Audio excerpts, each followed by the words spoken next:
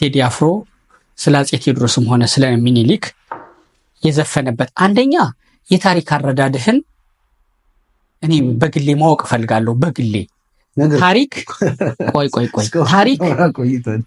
ታሪክ አላውቅም ብለ ያለፍካቸው አሉ። ታሪክ የተፈጸሙ በጊዜው የነበሩ አሉ። እነዛ ሰዎች በዛ ጊዜ ሀገሬን ህዝቤን ያራምዳል ብለው በበጎ በዛ ዘመን ባለው ቴክኖሎጂ በዛ ዘመን ባለው መረዳት የገባቸውን ለህዝባቸው በጎ ነገር ያደርጋሉ። ምናልባት ተሳስተው ደግሞ መጥፎ ነገር ሊያደርጉ ይችላሉ። ታሪክ ማለት መጥፎውን ለዛሬ አመጥቶ ሌላ መጥፎ እንዲደገም መስራት ይሄ ጀግንነት አይመስለኝም። ይልቁኑ ያን ቆይ ሐሳቤን አልጨረስኩም። ያኛውን ትተው በጎውን አመጣው አፄ ቴዎድሮስ እኮ ኢትዮጵያን አንድ ለማድረግ እኔ የኢትዮጵያ ንጉስ የኢየሩሳሌም እጮኛ ብለው ተሻጋሪ ህልም ይዘው ደግሞ ለሀገር ያላቸውንም ፍቅር ኢትዮጵያን እየመራው ለወራሪ እጅ መስጠት ህዝብን ማዋረድ ነው ብለው ራሳቸውን መቅደላ በሚባል ሌላ ቀራኔዮ የሰው ሰው ናቸው።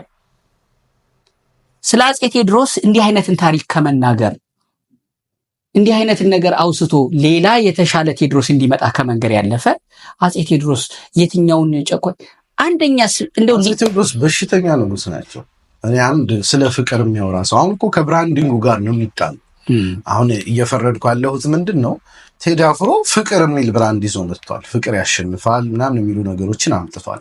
ስለዚህ የምትፈርደው በዛ ብራንድ ላይ ተመስርተህ ነው። ሰዎች ለራሳቸው ሴት የሚያደርጉት አመለካከት አለ። እሱን መሰረት አድርገህ ትወቅሳለህ። ኖ ከዚህ ብራንዲንግ ጋር እኮ አልሄድክም ትላለህ። እሱ ይዞ የመጣው ፍቅር ነው። ቴዎድሮስ ደግሞ እጅግ በጣም ጨፍጫፊ ናቸው። እንዲህ በወቅቱ ስለሳቸው የሚወሩት ነገሮች ኦልሞስት ልዩነት የለባቸውም። በጭካኔያቸው በእንትናቸው ሰዎችን ቆራጥ ናቸው። ለሀገር ለሰላም ራሳቸውም ላይ እኮ እሱ ያንተ አረዳድ ነው። አሁን ራሳቸውን ገለዋል። አፄ ቴዎድሮስ ራሳቸውን ገለዋል። ያደረጓቸው ነው ራሳቸውን ገለዋል። ታውቀዋለህ? ይሄኛውን አሁን ያሉ ነገስታት አሁን ያሉ ፕሬዚዳንቶች ግማሹን ቢያደርጉት በእርግጠኝነት ሁላችንም ቆመን እናወግዛለን። ታሪክ በነገራችን ላይ ወደ ኋላ ንጽጽርን ሰብስቦ ማቃጠል የት ላይ ነው ሲሆን ይሄንን ካሁን ቀደም ለምን አቅርቢያቸዋል። አንተ ያቀረብከው ላንተ መልሶ ጎንደርን ስንት ጊዜ ደጋግመው አንተ ያቀረብከው ላንተ ማስረጃ ድጋሚ መሆን ይችላል እንዴ? አንተ ያወራኸው የዛሬ ቀን የታሪክ እንትኖችን መሰረት አድርጌ ነው ያቀረብኩት። ካሁን ቀደም ምናልባት አሁን ይሄ ጥያቄ እንደሚመጣ ብገምት ከፌስቡክ ውስጥ አውጥቼ ላሳየህ ይችል ነበር። ካሁን ቀደም የታሪክ መዛግብትን መሰረት በማድረግ ምን ያክል ጨካኝ እንደነበሩ። ይሄ እኮ ብዙ ከባድ አይደለም። ኪነት ያገነነው አፄ ደራሲ አብዱል ጀሊል አሊ ካሳ ሌላኛው እንዳንተ በአፄ ቴዎድሮስ የማይስማማ ሰው የጻፈው ነው። አንዱም መነሻ ልታደርገውም ይመስለኛል። አውቀዋለሁ። እሱ ታሪካዊ እንትኖችን መረጃዎችን መሰረት አድርጎ እንትን ካለው ችግር ላለው ብለህ ካሰብክ ነው። ታሪክን መሰረት አላደረግም ብለህ ካሰብክ ዝርዝር ነገሮችን ልትወቅስ ትችላለህ። ግን እኔ አሁን የኔን እምነት አይደለም የምነግርህ። አንተ እየጠየከኝ የኔን እምነት ነው የምነግርህ። እኔ ትክክል ነው ብዬ ባየኋቸው የታሪክ እንትኖች መሰረት እጅግ በጣም ጨካኝ ገጸ ባህሪ ናቸው። እውነቱን ለመናገር የቴዎድሮስ ደጋፊዎች እንኳን ጨካኝነታቸውን አይክዱም። በጣም ጨካኝ እንደነበሩ ይታወቃልና ፍቅር ያሸንፋል ብሎ ብራንዲንግ የሚሰራ አንድ ንጉስ በጭካኔያቸው የሚታወቁ በጣም ጨፍጫፊ የሚባሉ ንጉስ ዋና የውዳሴ እንትን ማዕከል አድርጎ ማንሳቱ አስቂኝ የብራንድ ግጭት ነው። አንደኛ እርግጥ ሊያተርፍለት ይችላል። ንጉስ በኢትዮጵያ በቀደመ ጊዜ በዛሬ በነገራችን ቅድም ያመጣኸውን ንጽጽር አልስማማም። የዛሬ ሰው ወደኋላ 100-200 ዓመት ሄዶ አይነጻጸርም። ምናልባት የዛ ጊዜ ሰው ወደ አሁን መጥቶ በጎገኑ ወይ በሆነ ነገር ተጠቅሶ ንጽጽር ሊሆን ይችላል። ንጽጽር ማቀው እንደዛ ነው። ምክንያቱም ይሄኛው ወደ ኋላ መሄድ አይችልም። እኔ ይሄንን የጋራ የሚያደርጉን ብዙ ነገሮች አሉ። በጣም ጥሩ የአስተዳደር ስርዓት የፈጠረው ለውጥ። አሁን እኛ በዲሞክራሲ ምናምን ስርዓት ውስጥ እንኖራለን። በፊት የንጉሳዊ ስርዓት ነው። እነዛ የሚፈጥሯቸው ልዩነት እረዳለሁ። ነገር ግን በሰብአዊነት ደግሞ ሼር የምናደርጋቸው ለምሳሌ ድሮም በደል ነበር። ሰዎችን መግደል፣ ማቃጠል ድሮም ቢሆን በደል ነበር። ያ ጊዜ የነበረው ነገር አሁን ያለውን እጅ መቁረጥ፣ ሲዋጉ ሲባክኑ ነው የኖሩት። ስለዚህ ከቴዲ ብራንድ አንጻር ይሄ ለምን ያስኬዳል ነው እንግዲህ ፍቅር ያሸንፋል እያልክ ግን በደም አፍሳሽነት የሚታወቁ ነገስታትን ስታሞግስ መዋል ምኑን ነው ፍቅር? ሀገር ለማጽናት በጦር ሜዳ ደም መፍሰስ በዓለም ላይ ይኸውልህ ስታሊን አሁን ስንት ሚሊዮን ሰው ነው የጨፈጨፈው ብትጠይቀው እሱ አገሪቱን በምን ፖሊሲ ላይ ለማጽናት ይልሃል። ዓለም ላይ ያሉ እጅግ በጣም ጨካኝ የሚባሉ ጨፍጫፊዎች በሙሉ አንድነት ምናምን የሚሏቸው ትርክቶች ነበሯቸው። እንዲህ ከሆነ ማንንም ላንወቅስ ነው። ምክንያቱም በቀይ ሽብር አሁን ስንት ትውልድ ተገድሏል አይደል? በደርግ መንጌን ብትጠይቀው እኮ የሚልህ ነገር ሊኖር ይችላል። እኔ ኢትዮጵያን አንድ ለማድረግ ምናምን የሶሻሊዝም ማህበራዊ ፍትህ ለማስገኘት ሊልህ እኮ ይችላል። የትኛውም ስርዓት የሆነ የሚይዘው ትርክት አለው። ያ ማድረግ ግን ትክክል አያደርገውም። የምንወቅሰው ሰብአዊ መስፈርቶች አሉ። ሰዎችን መበደል፣ መግደል፣ ማቃጠል እኒህ ነገሮች በየትኛውም ዘመን ቢሆኑ ስህተት የሆኑ ነገሮች ናቸው። ከስርዓት ለውጥ የመጡ ልዩነቶችን እረዳለሁ። እንዳልኩ አሁን ዴሞክራሲያዊ ስርዓት አለ፣ በቀደም ብሎ የንጉሳዊ ስርዓት አለ። ለውጦቻቸውን የሌጂቲሜሲ አካሄዳቸውን ምኖቹን እነዛ ልዩነቶች እረዳለሁ። ያም ሆኖ ግን በደል ሊባሉ የሚችሉ ነገሮች አሉ። ግን እነዚህን ሁላ መፈርዳቸው ምንድን ነው? አንድ ሰው ስለ ፍቅር አወራለሁ ካለ በፍቅር የሚታወቁ ወይ ደግሞ የሀገር ሽማግሌዎችን ምናምን ለምን አያወድስም? ሌላ ሊያስማሙ የሚችሉ በፍቅር ወይም በሰብሳቢነታቸው የሚታወቁ ገጸ ባህሪያትን ቢያሞግስ ሊያስኬድ ይችል ይሆናል። ነገር ግን በጣም ጨካኝ፣ በጣም ይሄ ምንድን ነው ወጣ ያለና በጣም እንትን የሆንን ፊገር፣ አግሬሲቭ የሆንን ፊገር የፍቅር መገለጫ አድርጎ ማምጣት እነዛ ነገስታት የፈጸሙትን ወንጀል ጀስቲፋይ ለማድረግ ወንጀላቸውን ለማጠብ የሚደረግ ጥረት ነው። ስለዚህ ቴዲ ከሚወቀስበት ነገር አንዱ ወንጀላቸውን ሊያጠብ ይሞክራል፣ ጥሩ አድርጎ ሊያሳያቸው ይሞክራል። ግን ያ ነገራቸው መወቀስ ነበር የነበረበት ነው። ያው አንድ ሙስሊም ጋዜጠኛ ነኝ ስላልከኝ ደጋግመን ስላነሳ ነው። በነገራችን ላይ አንዳንድ ነገሮችም በልዩነትን ልናልፋቸው አዎ ሙስሊም ጋዜጠኛ ነኝ ብለኸኛል። በሙስሊም አይን አጼ ቴዎድሮስን፣ በሙስሊም አይን ቴዲን ካየኸው ሙስሊም በነገር ቤተክርስቲያንም አይን በጣም ጨፍጫፊ ነበሩ።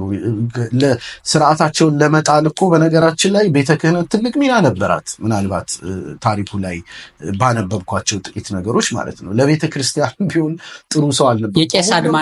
የቄስ አድማኔ የጣላቸው ይባላል። ነገር ግን በጣም ጨፍጫፊ የሚባሉ ሰው ነበሩ። ነገር ግን ቆራጥ፣ ለሀገር ግን ያላቸውን ራዕይ ኢትዮጵያን አንድ ለማድረግ የጋፋት ነው የምለው። ቆራጥና ቆራጭ ብዙ ጊዜ ቆራጥ የምንላቸው ቆራጮቹን መንግስቱ ኃይለማርያም ቆራጭ ነበር። ለኔ አንዱ ተነስቶ መንጌ ቆራጡ ሊል ይችላል። መንጌ ቆራጩ ነው እኔ የምለው። ለኔ የሚሰጠኝ ትርጉም ያ ሰዎች በጅምላ የሚጨፈጨፉበትን ነገር ቆራጥ ምናምን ብሎ ቆራጥማ እኮ ነው። ስታሊን ቆራጥ አልነበርም ልትለኝ አትችልም። ግን ስንት ሚሊዮን ሰው ጨፈጨፈ። ማኦ ዜዱንግ ቆራጥ አልነበረም ልትለኝ አትችልም። ቁርጥርጥ ነው ያደረጋት ቻይናን። ስንት ገበሬ ነው የጨፈጨፈው?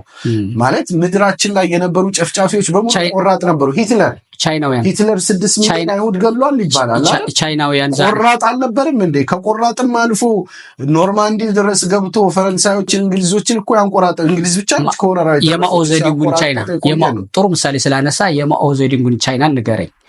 እሱ ዛሬ ቻይናን ያጸናበት አንዱ እርምጃው ያኔ በዛውላ ህዝብ ደም ላይ ቻይና አሁን ያለችበት ግን ማኦ ዜዱንግ ከፊት ለፊታቸው የሚሳሉት የሚሰግዱለት ነው። አጼ ቴዎድሮስ የማኦ ዜዱንግ አይነት ህልም ነው የነበራቸው።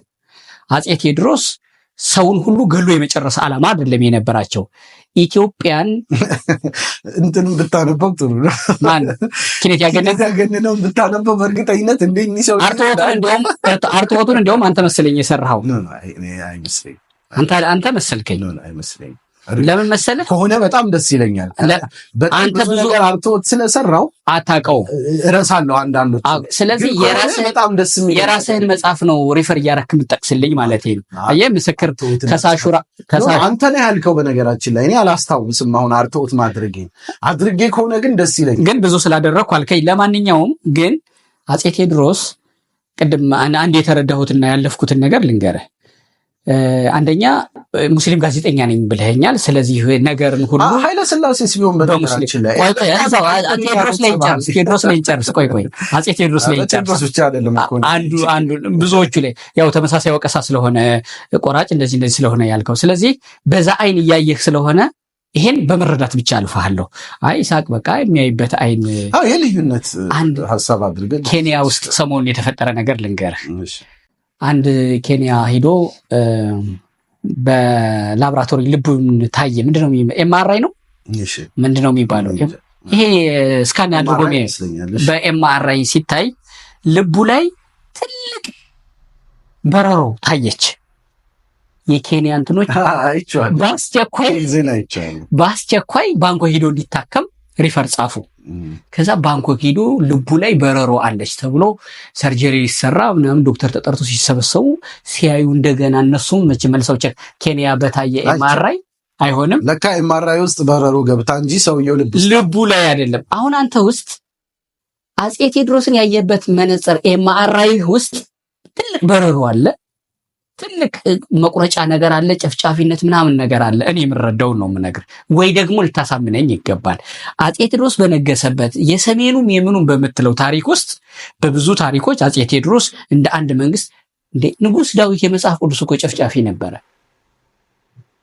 ከዛ በኋላም ያሉ ታሪኮች በሙሉ ንጉሳውያን ናቸው። በጊዜው ለነሱ እንዳሁኑ ሰብአዊ መብት አምኒስቲ ኢንተርናሽናል የሚባል የለም። ንጉስ ዳዊት በነገራችን ላይ ዳውድ ማለት በጣም ፍትሃዊ የሚባል የአላህ ነቢይ ነው ብዬ ነው የማምነው። ስለዚህ ጨፍጫፊ ነበር የሚለውን ፍረጃ አልቀበል። በጣም ጥሩ። ግን ደግሞ በጣም ፍትሃዊና በአላህ ዘንድ ትልቅ ክብር የነበረው ንጉስ እንደሆነ ነው የማውቀው። አንተ የምትለው ዳውድን ነው፣ እኔ የምልህ ዳዊትን ነው እኮ። ያው ተው ልዩነት አለ እንግዲህ እናንተ አድርጎ እኔ ያነበብኩትን ታሪክ ነው ይዤ የመጣሁት። ዳውድን አላነበብኩ ነው ማለት። እኛ በእስልምና ያለው የነብያት ነቢያት የአላህ አምባሳደሮች ናቸው፣ መልካም ሰሪ፣ ለሰዎች ተምሳሌት የሚሆኑ ጥሩና ፍትሃዊ ሰዎች ናቸው ብለን ነው የምናምነው። ከዛ አንጻር እሺ፣ አንተ የዳውድን ያልከኝ የዳውድን አላነበብኩም። እኔ ዳዊትን ታሪክ ነው ያነበብኩት።